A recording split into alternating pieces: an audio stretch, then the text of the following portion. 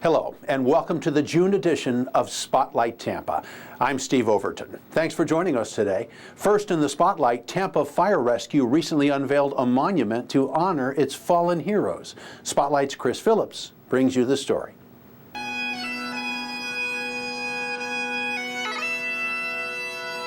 Thank you so much for being here as we all hold this somber celebration today. Somber because we remember those firefighters who gave their lives in the line of duty, brave souls who put themselves in harm's way for the purpose of keeping the citizens of Tampa and this community safe. But it is also a celebration. We celebrate this magnificent memorial and the way it will serve as an everlasting reminder to the people of Tampa and this community of the sacrifices that the men and women of Tampa Fire Rescue make every day. And it was long overdue for us to have the opportunity to celebrate the lives of those men who served this community so well and who paid the ultimate price on our behalf. Not many of us get up every day and put bunker gear on. Not many of us answer that call when that 911 call comes in and they know that they are going into harm's way and they do it willingly. And they ask for nothing else other than the opportunity to do it again and again and again. They are our heroes. They are the men and women that jump into places that we don't have the guts to do ourselves. It's been said too often that we are the ones running out when they are the ones running in. And we are grateful to them every day for what they do for us. This, ladies and gentlemen, not only is long overdue, this is appropriate. Let us hope that we never add another name to that statute. But if we do, their families will know and this community will know what they did and how they did it and the lives that they led and this amazing organization that we call Tampa Fire Rescue. It is a reminder that sometimes these brave men and women make the ultimate sacrifice. For 120 years, the Tampa Fire Department has built a tradition of exemplary service and sacrifice to this city, and that tradition will carry on for years to come. This community owes you a debt of gratitude every day, and we can never say thank you enough. Today, we say thank you, and God bless you. The Tampa Fallen Firefighter Memorial was sculpted by artist Steve Dickey and proudly stands in front of Fire Station 1 in downtown Tampa. Over the past 20 years, the Florida Aquarium has grown, not only in size, but in the amount of hands-on educational opportunities that it makes available to its many guests. And here to tell us about the benefits of these immersive activities is the Florida Aquarium's Catherine Claytor.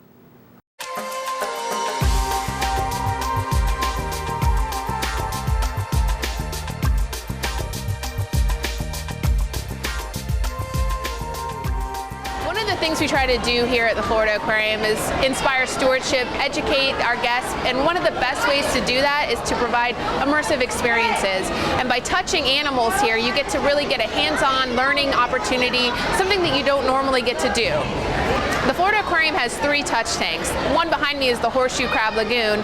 You can touch horseshoe crabs. We have an opportunity for you to touch stingrays in our Stingray Beach, as well as our no bone zone, where you get to touch animals that have no bones. Horseshoe Crab Lagoon is fairly new to the Florida Aquarium. It replaced our Stingray Touch Tank, which has moved upstairs to Stingray Beach. But one of the things that's really unique about it is you have the opportunity to touch and meet horseshoe crabs. We have educators here on staff that can tell you more about these really unique animals that you can see in Tampa Bay, but you get to touch them, learn more about them, and what makes them so unique. We take very seriously the health of our animals, so any touch tank that you have, we have opportunities for the animals to leave and go away if they don't want to be interacted with. But for a lot of the animals, touching is a form of enrichment for them. It's an opportunity for them to enrich their environment, so it's a win-win for the animals and for the guests. So any animal that you get to touch and interact with here has safety precautions in place. So our horseshoe crabs are very, very familiar with being touched and interact with. We trim the barbs at Stingray Beach so that you don't have to worry about being stung by one of the stingrays. It's not harmful to the animals and it helps keep our guests safe. One of the things the Florida Aquarium strives to do is to have immersive experiences for anyone who visits. Things like our touch tanks are a great way for guests to get up close experiences with our animals. We also offer opportunities like our Penguins Backstage Pass, which is a personal favorite of mine, where you get to come face to beak with some of our favorite animals. You get to touch them, watch them swim, and see them in their home. We also have opportunities for guests to actually become part of the exhibit. You can snorkel, you can dive with our sharks, and you can meet some of the animals in our coral reef gallery. Really unique opportunity for you to get up close and personal with the things that you get to see behind the glass. And now we have a surprise for you. I'm going to take you behind the scenes at the Florida Aquarium.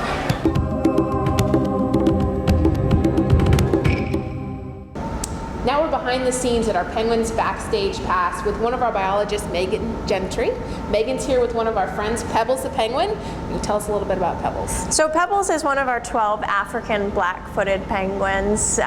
We have some living behind the scenes for our backstage passes and our outreach penguins, but we do have some on exhibit as well that you can see on our wetlands trail. In Penguin Point. Yeah, at Penguin Point. So tell us a little bit about what people can expect to see when they come behind the scenes as part of the Penguin Backstage Pass. So when they come behind the scenes, they'll see our entire colony of penguins. They get a chance to meet and greet with them. They get to touch them. They get to see them swimming, get to see them eat, which is really very cool. And a lot of people, I think, are surprised when they come back here and it's not as cold as you would think it is. No, these guys, they are native to South Africa and Namibia, so they're living in warmer climates. It's actually pretty similar to here in Florida, the climate that they would experience out in the wilds, but they are very warm weathered, and not all penguin species do live where it is cold. And I know a lot of them have these bands on the right-hand side. Yeah, so you can see Pebbles has the purple bracelet there. Each one of our penguins has a different color bracelet. That makes it really easy for guests, members who come back to see them, or really people that just don't get a chance to see them that often to identify which one it is. Right. We do know them by their personalities, though, the way they look, sometimes even the way they sound. They do make a very unique sound as well, that is braying. They are known as beach donkeys, so they bray like a donkey. Very nice.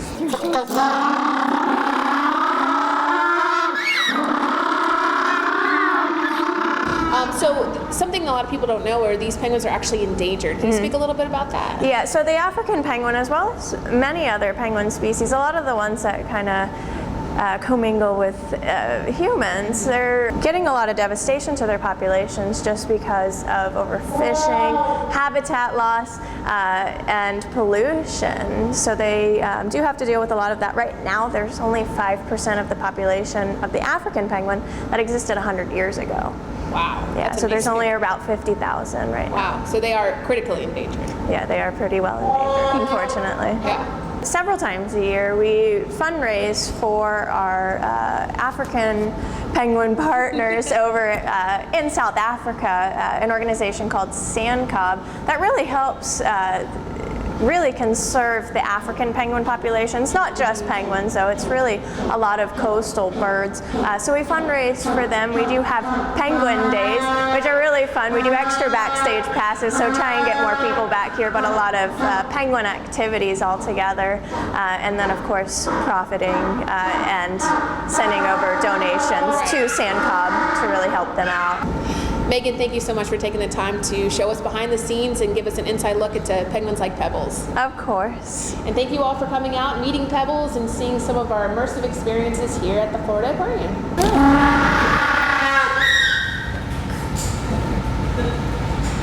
Thanks, Catherine. We will continue to celebrate the Florida Aquarium's 20th anniversary next month when we take you out on the open water with experienced aquarium naturalists aboard the Bay Spirit 2. Hurricane season is coming up, and the people at the Hillsborough County Extension Service want to help you make your yard as safe as it can be in case of a big storm.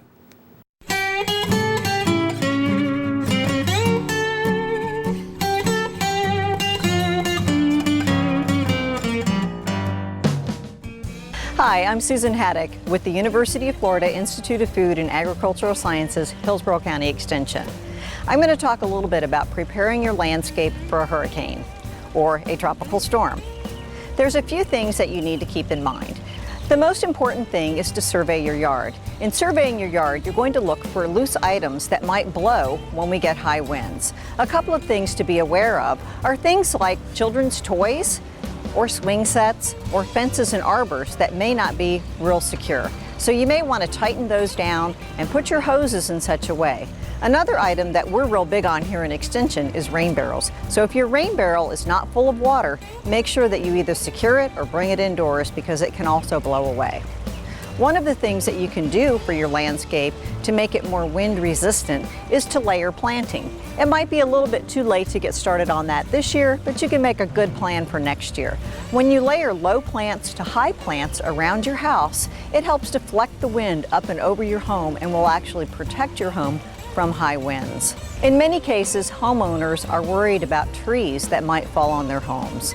It's always good to contact an ISA, that's International Society of Arboriculture, arborist to check out your trees if you're really fearful of the position of a tree around your home. But there are a couple things that you can do or have an arborist do that may help those trees. We really don't want to do any major pruning on our own because that can weaken the tree and make it more likely to fall or have branches break.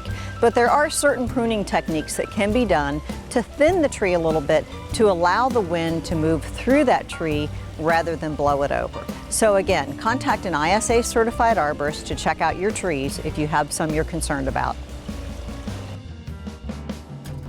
Prior to the hurricane season, many people think about pruning their palms. Unfortunately, many people over-prune their palms, and that's what we consider to be a hurricane cut. That's when the palms look like they've been given a mohawk haircut and there's very few fronds left at the top. That's really very unhealthy for palms. There's a number of reasons why people do that. One, they move here and they think that's the way they look. All my neighbors have them that way, so I should do it too. The second reason is that people think that having few fronds on a palm make them more wind resistant during a windstorm. The third reason is, in many cases, either you or your association may have hired someone to prune your palms and either they over prune it or we say, prune a lot off so I don't have to do it again this year. Well, as for the first reason, palms do not naturally have just a few fronds. If you look out in nature, they have a very full, rounded head. That's the sign of a healthy looking palm. As for the second reason, the more fronds that are removed off of a palm make it less wind resistant. That full rounded head I spoke about actually deflects the wind away from the growing point of the palm and protects it from breaking. So it's better to leave more fronds than few fronds. The third reason, well, I can't help you out with how often you have someone prune your palms, but please don't have them over prune them when they come out. Removing just the dead fronds, only the brown ones, and the seed pods is a good rule of thumb for pruning. If you have any questions or concerns about the palms in your landscape, please feel free to contact us here at the Hillsborough County Extension Service. Our phone number is 813-744-5519, or you can check out our website at hillsborough.ifas.ufl.edu.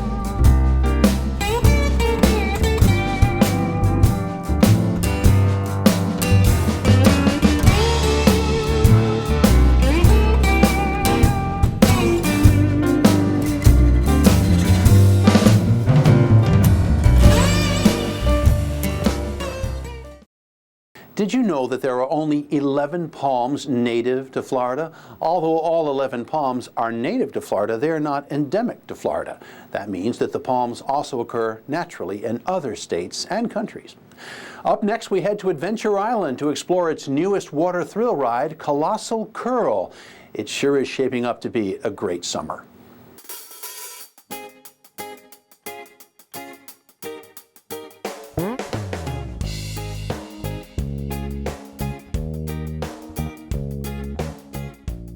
My name is Andrew Schaefer. I'm the project manager of design and engineering for Busch Gardens and Adventure Island. Colossal Curl is one of the best rides here in Central Florida.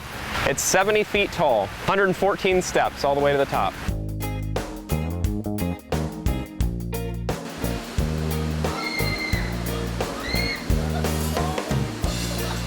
If you're in a specialized cloverleaf raft, you can ride anywhere from 2 to 4 people in the raft. This ride is fun for the whole family, so we intended that it was going to be a ride that everyone could enjoy. So everybody I've talked to has had a great time and everyone seems to love it. Some of the exciting features for Colossal Curl is we've got a funnel element. So you kind of swish around inside of that funnel element before you drop out of the funnel element and come down the slide into a wave wall. And at that wave wall is the point which you're going to feel a moment of weightlessness before it's splash pool at the bottom. Adventure Island's the best water park in Central Florida because there's a variety of rides for everyone. There's everything from kids rides to kids areas to splash pools to wave pools to thrill rides, lazy river. There's something for everyone here.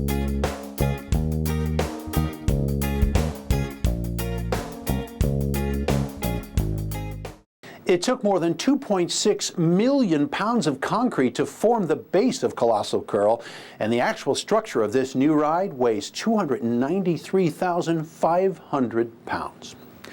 Turn on the tap for drinking water. It's something each of us does multiple times throughout the day. Turn on the tap and out comes the water, safe, clean, and ready for us to use. It's just that easy. But, as John Archer reports, behind the scenes, there's a team of scientists, engineers, technicians, and support personnel working around the clock to make that happen.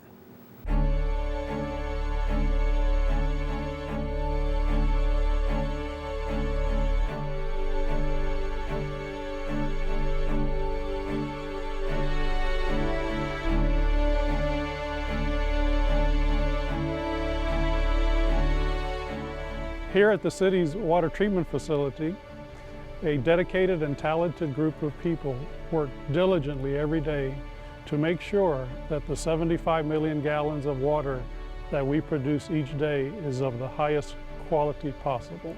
The U.S. Environmental Protection Agency sets drinking water standards that all water utilities in the United States are required to follow. To meet those standards, Tampa's Water Department team monitors and controls more than 100 different parameters on an ongoing basis. Annually, we collect and analyze about 9,000 samples of raw incoming water so that we can make any adjustments needed in our production process before we start. We also collect and analyze about the same number of samples of our finished water, the water we put into the distribution system, to ensure that we are meeting our goals for a safe, clean, reliable water supply for Tampa. I work in the metals section of the City of Tampa Water Quality Laboratory. We are a state accredited lab. What's so great about our lab being here on site is that we can provide the best water quality for our drinking water to our customers. We are a state accredited lab. In addition to our ongoing sample analysis, we also conduct research to help with keeping our operational costs down or stabilized, and also to keep up with any changes that may happen with the regulatory requirements. In 2012, our department conducted research that focused on controlling bromate formation when treating raw water containing bromides. We are in the process of implementing a change resulting from that research, and once fully implemented, that one change is expected to reduce our operational costs. Tampa is the only drinking water utility in Florida and is among 25 water providers across the nation that has been recognized by the American Waterworks Association's Partnership for Safe Water with the 15-year Directors Award. The award is presented to honor efforts completed by recipients to continuously optimize its operations. Here in Tampa, that award recognizes a series of water production improvements that started in 2000 and continue today. For Spotlight Tampa, I'm John Archer.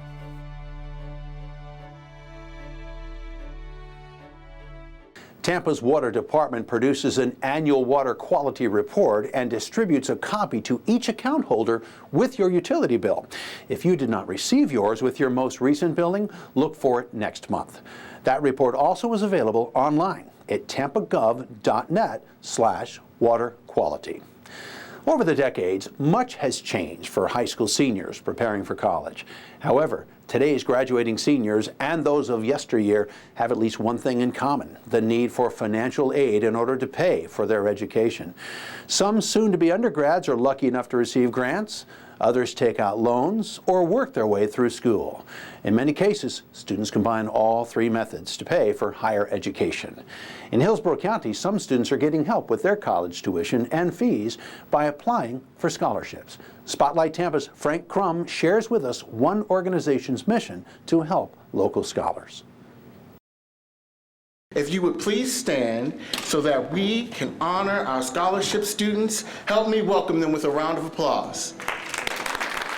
Proud parents, family members, community supporters, and corporate donors filled this ballroom at the Holiday Inn West Shore with the sounds of celebration as these talented students march forward to be recognized by the City of Tampa Black History Committee, a local nonprofit organization.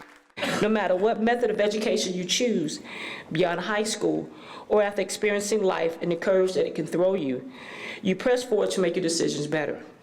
No matter the path you choose, it still costs. So we're here to honor them, their dreams, the young and the young at heart, and we pray for their continued success.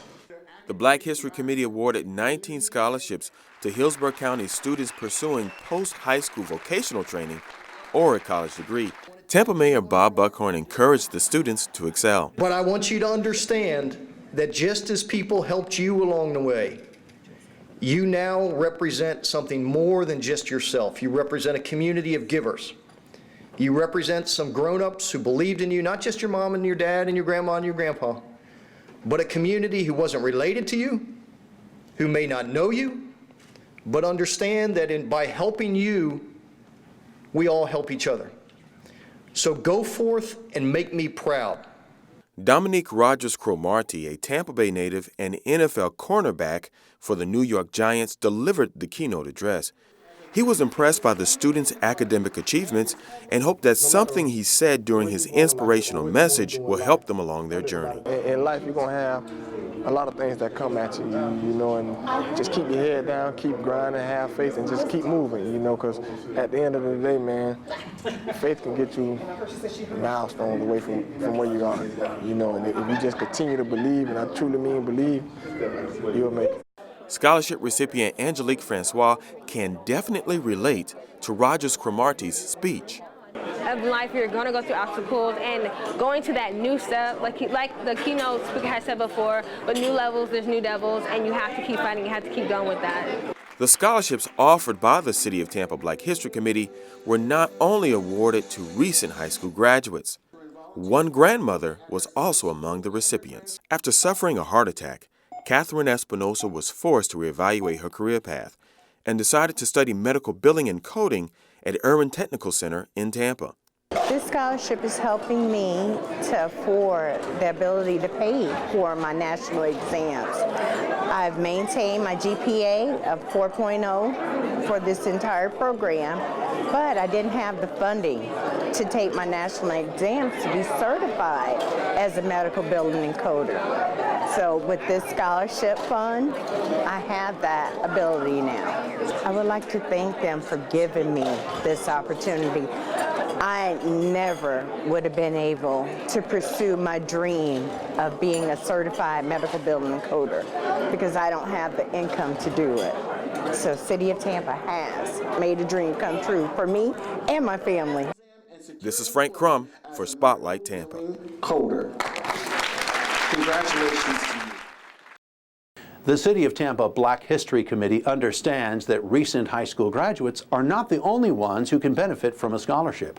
If you know of a college sophomore, junior, or senior native to Hillsborough County and in need of financial support, direct them to cotbhc.org to find out if they qualify for a scholarship. Well, that's all we have for you this month on Spotlight Tampa. I'm Steve Overton. See you next month.